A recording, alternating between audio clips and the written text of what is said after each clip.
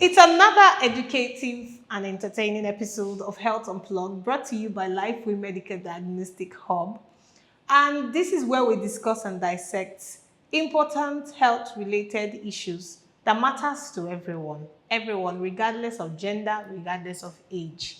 So stick around with us because today we'll be talking about diabetes. On this episode, you will learn about the difference between type 1, type 2 diabetes, the effect of diabetes on the person, causes of diabetes, and things that put you at risk, management, treatment, and everything. That's some of the things we'll be talking about today on this episode. My name is Amazing Rita. I'm your host, and with me in the studio is Dr.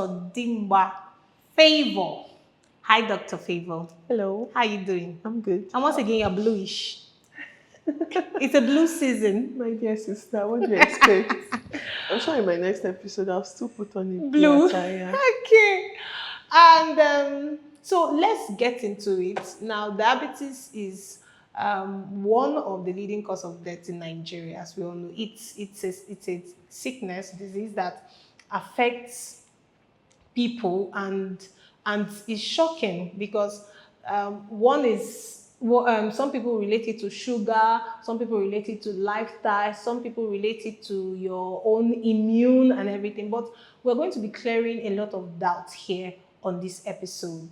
All right, Dr. Favor, what exactly is diabetes and how does it affect the human body? Okay. So diabetes is a clinical state that is characterized by persistently elevated or high blood glucose or blood sugar, hyperglycemia medically, either due to absence of insulin or either complete absence of insulin or a relative absence of insulin or insulin resistance. Okay. Yes. So that's just what diabetes is. Where it's just like where the blood glucose, the blood sugar level is always high. Either because there's no insulin or there's insulin resistance. Yeah. Okay. Now, what would you say is the difference or the differences between type 1 and type 2 diabetes? Okay. For type 1 diabetes, in type 1, there is no insulin at all. Normally, the pancreas, there are a group of cells in the pancreas is an organ in the body. So there are a group of cells in the pancreas that should produce insulin. But in type 1, those cells are not functioning, so they are not producing insulin. Why for type 2, insulin is being produced, but there's consistent resistance to this insulin. So even if the insulin is available, there's resistance to the insulin during the years. So that's what happens in type 2. It will even get to an extent because insulin is available, but then due to the resistance, the blood glucose level is still high. So the body will be wondering what's going on, and then it will stress those cells in the pancreas, the beta cells, to continuously produce insulin just to meet up. Because the body is assuming that is it that there's no insulin and then it's producing. Okay. But then after a while, you see that those cells, they're getting fatigued and then their functionality will start reducing. So that's what happens in type 2. Okay, so diabetes, is it something that happens instantly, like all of a sudden, or something that happens gradually? Okay, it depends on the type of diabetes. Okay. Like type 1, I told you, is in type 1, there's no production of insulin. Those cells in the pancreas responsible to produce insulin, those cells are affected, so there's no production at all. So what usually affects these cells is most times autoimmune. Autoimmune is a situation where the body is attacking itself. Yes, so that one can occur acutely. It can occur within a very short period of time. The body will just start destroying those beta cells.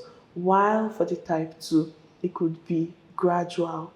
Exactly. So it depends on the type. Type 1 could occur acutely, spontaneously, instantly. While type 2 can take time. Exactly. Let's go to causes of diabetes.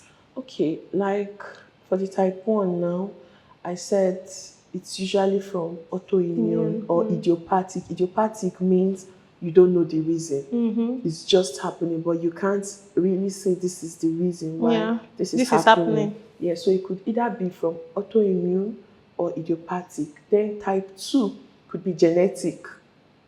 It could also be with advancing age.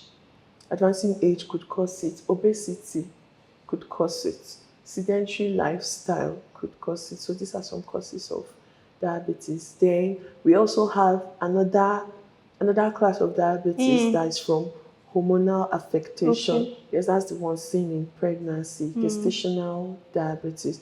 But the good thing about this gestational diabetes is post-pregnancy, after pregnancy, most times it resolves. So these are some causes. Okay. Is diabetes genetic? Okay, like I said, type 2 could be Okay. genetic, yes. For type 2, it could be genetic. Okay. So, what about obesity? What role does obesity play in diabetes? Okay. For an obese person, imagine now when there's increased glucose in the blood, one of the ways insulin helps to tame it, or one of the ways insulin functions is that it will cause the glucose to be stored in adipose tissues, so that when there's something like starvation or when there's no glucose, those ones in the adipose tissue will be broken down. And then it will also cause, when in a state of starvation, in a starved state of fasting, the liver will undergo gluconeogenesis so that it can produce glucose. But then someone who is obese, the blood glucose is always elevated. Yes. And then secondly, cortisol is always high in someone who is obese. And cortisol is like a stress hormone. So in a stressed state of the body, what the body does is assuming now this person is stressed, so this person needs so much glucose. So it will go and collect all those glucose stored in the adipose tissue and break them down so that glucose can be released in the blood.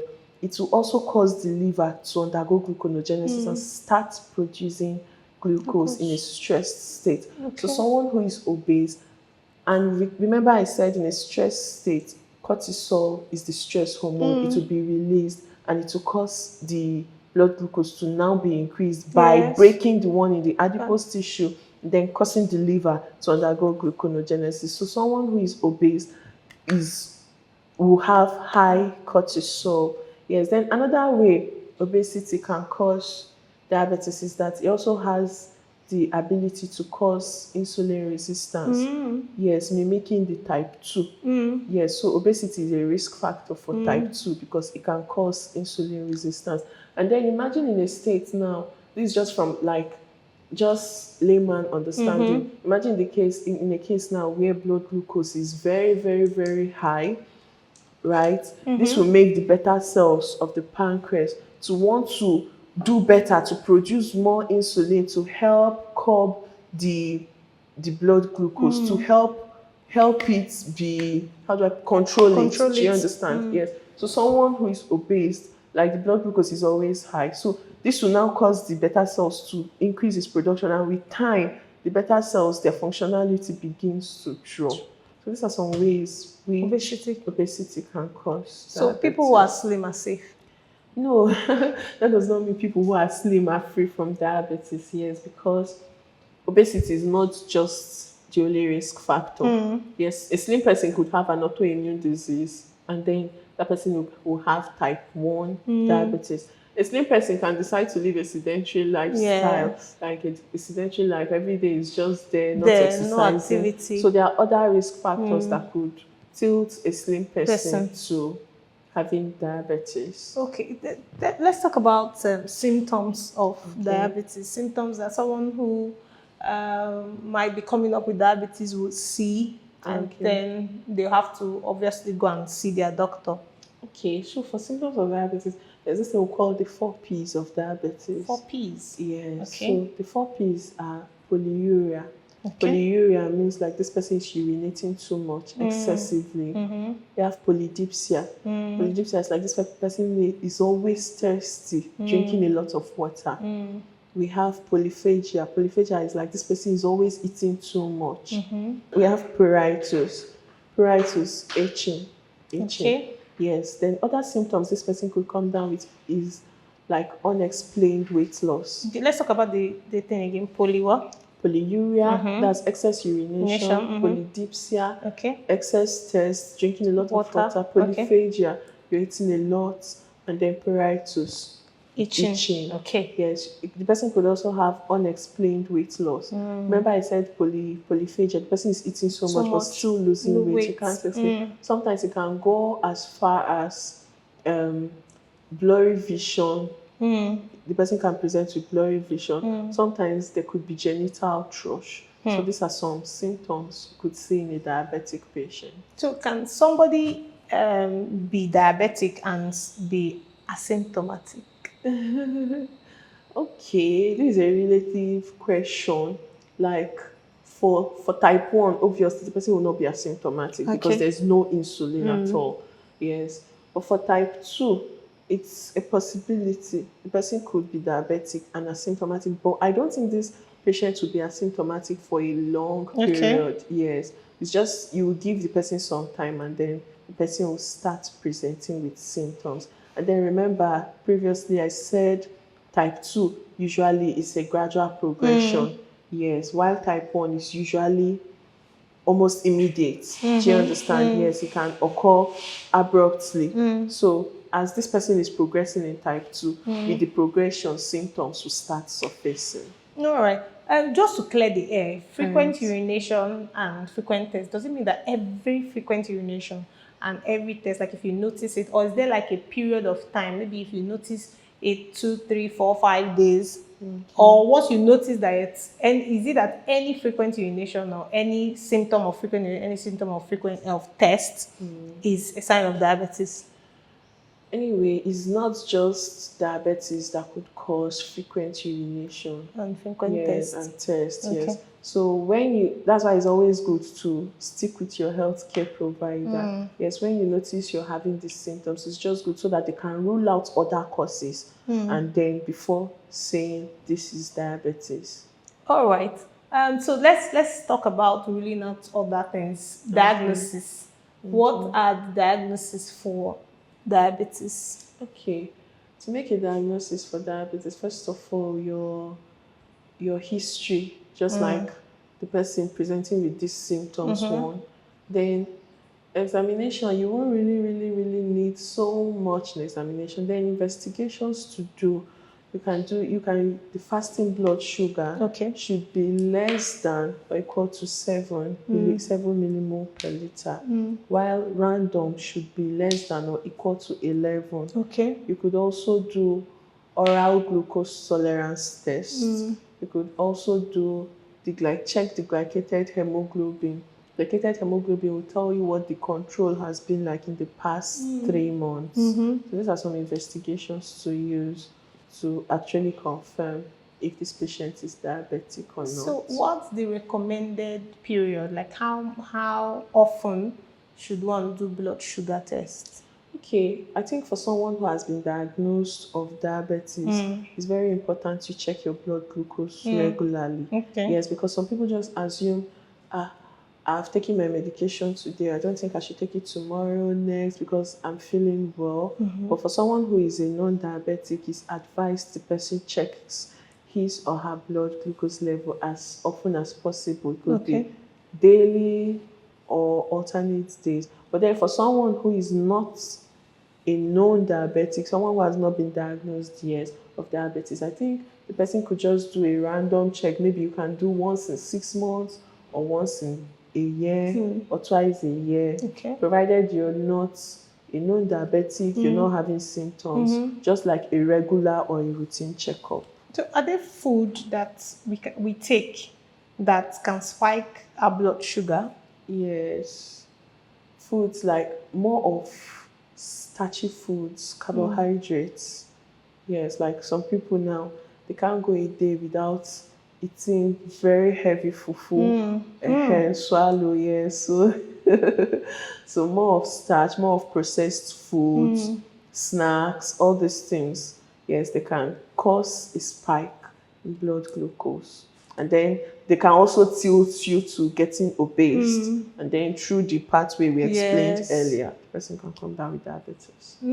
Okay. Since we're monitoring sugar level and everything, are there fruits that people can eat that will spike their sugar level? I would say, like now, if you taste banana, it's usually very sugary. Sugary, yes. So some people tend to say you should avoid all these very sugary fruits for that, like especially in a diabetic patient. You would rather do those ones that are rich in fiber, fluid, rather than those ones that are very sugary.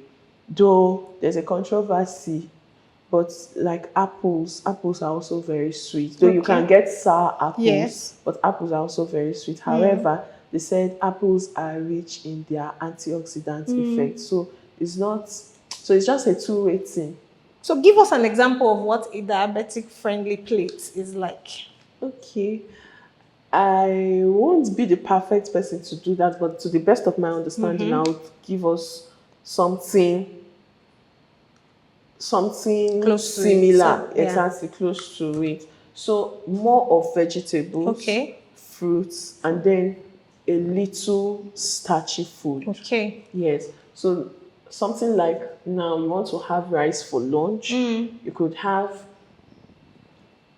a little portion of rice and then so much vegetables, so that even if your stomach is feeling like this rice is too small for me, or the vegetables could fill Fill in the spaces there. Yes. And then as well carry out its role, helping the intestinal motility and then helping with vitamins and minerals. Exactly.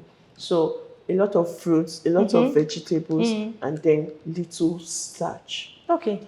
Can diabetes be controlled by diet and exercise? Okay, it depends. For type 1 now, you can't use diet and exercise to control it, because that one, even if you're dieting, you're exercising, there's no insulin at all. So for that one, you can't use diet and exercise.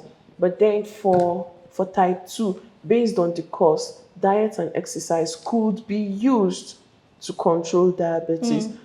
And for someone who is newly diagnosed, yes, you don't just start the person on medications. You want to try the dietary approach, the physical exercise, yes, and then if it's not giving you adequate results, you can now move to medications. But diet and exercise could help with controlling diabetes, depending on the extent, depending on if the person is newly diagnosed, and depending on what caused the risk factor that caused that person's diabetes. Yeah. For people who are suffering from diabetes, is soft drink, carbonated drink, are they off limits totally?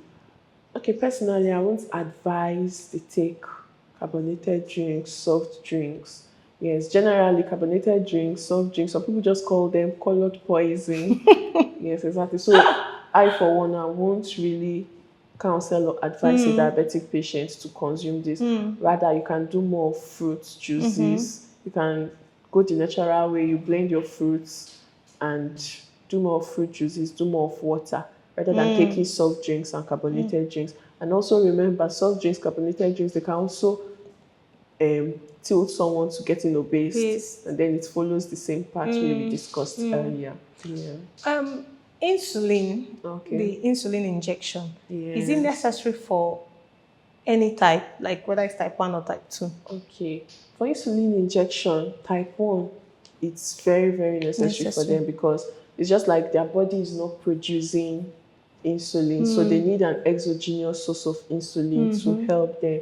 But then for type 2, it depends. Yes, like like I explained to you, when your body is stressed, cortisol is released. That's the stress hormone. And you remember the mechanism I told you, cortisol uses to increase the blood glucose. So maybe for type 2, based on the cause, and then in some situations like illnesses, stress, or diabetic emergencies, they will need to use insulin. However, the insulin may not be lifelong or for a very, very long time. Yes, when these symptoms have alleviated, when they have subsided, we can continue with just medications.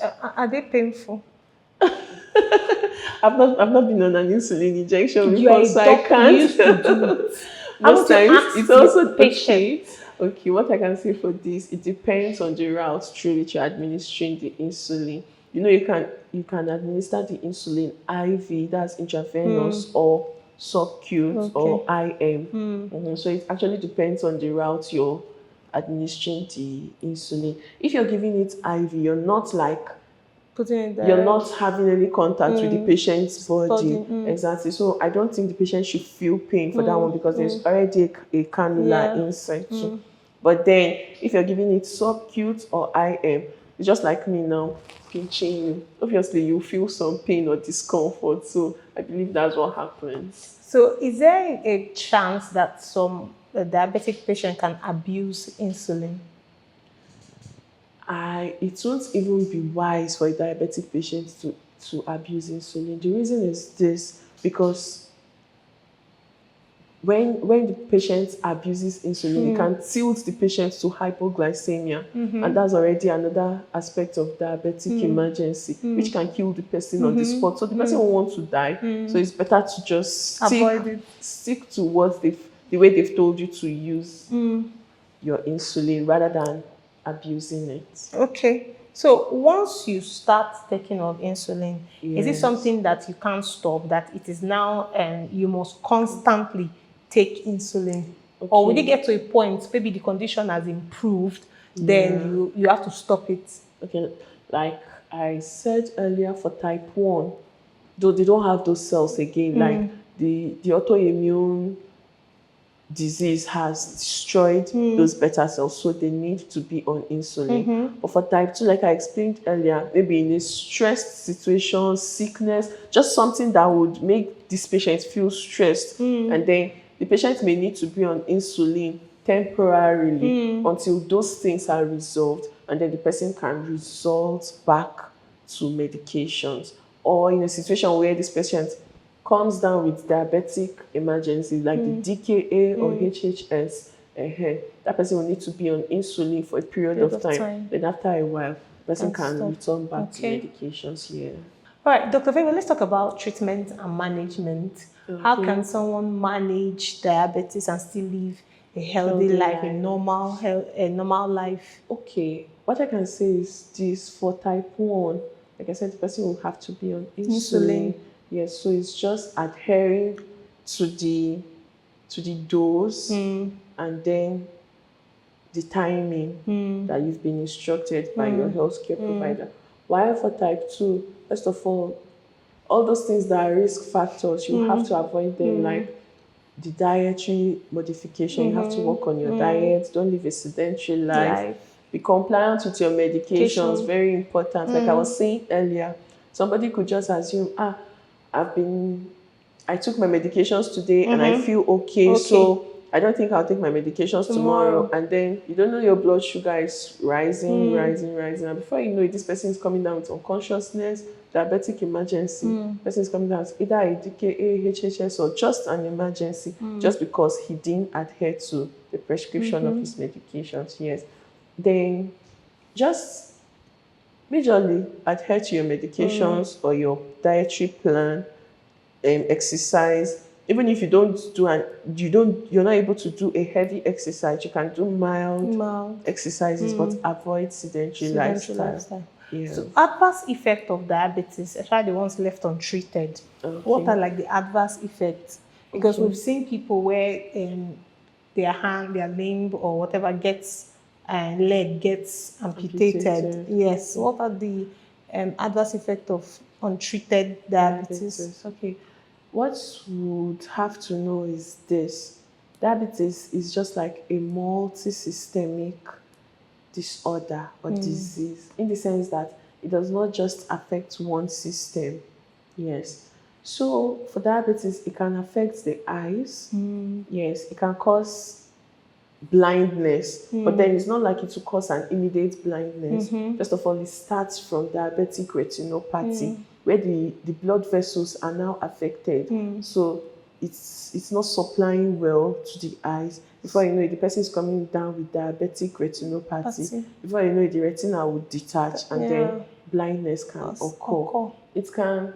There are some skin infections that could occur secondary to diabetes. It can affect the heart. Yes, just like I said, it affects the blood vessels. So when there's no sufficient blood going into the heart, from there the heart could get affected. Someone with diabetes, a diabetic patient is at risk of arteriosclerosis. Arteriosclerosis is just like a situation where plaques are laid on the walls of the blood vessels. So like the space required for blood to pass is now narrowed. Yes, so this way sufficient blood is not going to the organs. Exactly. It can affect the kidney. It can affect the kidney as well. It can affect the nerves, and that's what will take us to the part of amputation. I think I'll need to dwell a little bit on this. What happens when this patient is diabetic, and then the diabetes is untreated or poorly treated, or there's no compliance with medication? It affects the nerves such that this person would stop having sensation. Exactly. So this person could step on a nail and then will not feel it, or could have an injury and then will not know. And then, because remember I said the blood vessels are equally affected in a diabetic patient. So adequate blood supply is one of the things needed for good wound healing.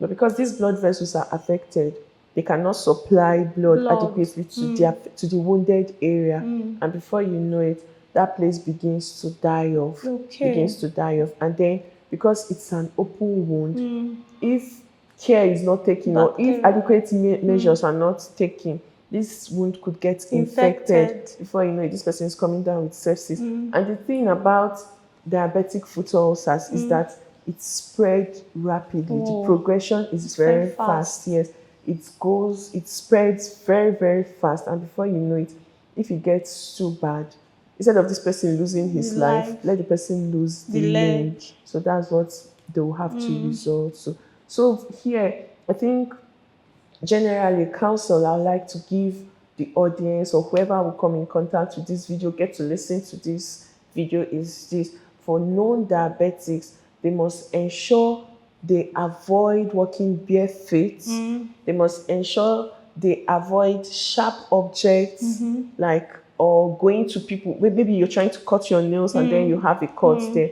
And then in a case where this occurs, make sure you see your healthcare provider immediately. And even in a case where your healthcare provider has given you some medications, maybe oral medications, and you see that this wound is not getting healed, just make sure you resolve or revert back to them as soon as possible. No need for delay in a non-diabetic. So apart from, are there some symptoms that people can see, notice, and think or misdiagnose it to be diabetes? Okay. Yes, like I said, one of the things someone can come down with, like one of the symptoms someone can have, a diabetic patient, is genital thrush. So, some people will just, they'll just tell me this is a sexually transmitted infection, unknown to them is secondary to diabetes. Yes. And then even the blurry vision. Sometimes some people will just say, this is glaucoma. The normal, everybody is used to the fact that glaucoma, and then they won't know it's secondary to diabetes. Yeah, so these are some things that you could see. And even poor wound healing, the person won't know it's secondary to diabetes. Exactly. Okay. So lastly, before we go, diabetes, when treated, what are the chances of it returning? Okay. For a diabetic patient, for type 1 now, you can't say you're going to treat it completely because the person does not have those cells that have been destroyed. Then for type 2, depending on the extent, yes, if it's still at the early stage, you could, like I said, you won't start with medications. You could use dietary modification and then proper monitoring. Yes, so with the proper monitoring, you're placing this person on dietary modification, and then you're monitoring the blood glucose, and then also encouraging other things like regular exercise and other things to help. But then the monitoring is very important because the person may just assume, since this diabetes was not too serious when I was diagnosed, and then I've commenced my dietary modification, that means I'm totally free from it. Yes, that does not give you the guarantee that you're totally free from it. So that's why the monitoring aspect is very, very important. You must make sure you monitor as often as possible to know when you're going back towards that, tilting back to the diabetes. Yes. Okay. Yeah, thank you so much, Dr. Favor, for everything you said about diabetes. And thank you for clearing some of the doubts we have. And then you see, sometimes when it comes to a position where the doctor tells you they are going to amputate the limb of the person, and you hear people say, "Doctor, can't we do something else? Doctor, try." Sometimes it's because they want to save your life, and they have to do it immediately because the thing progresses very fast. And some diabetes are autoimmune. It's your immune system playing a trick on your body, and there's nothing you can do about it. Some is you that would walk yourself towards it because of diet, because of lifestyle, and other things. So please take care of your health. Like we always say, health, they say, is wealth. This is Health Unplugged, brought to you by Lifeway Medical Diagnostic Hub. We talk about health relating issues that matters to everyone. So feel free to subscribe to the channel, share the video, and you can drop a comment, any question you have at all, on the comment section, and Dr. Favor will do justice to it. My name is Amazing Rita. And I'm Dimba Favor. Until we come your way another time, it's bye for now. Bye.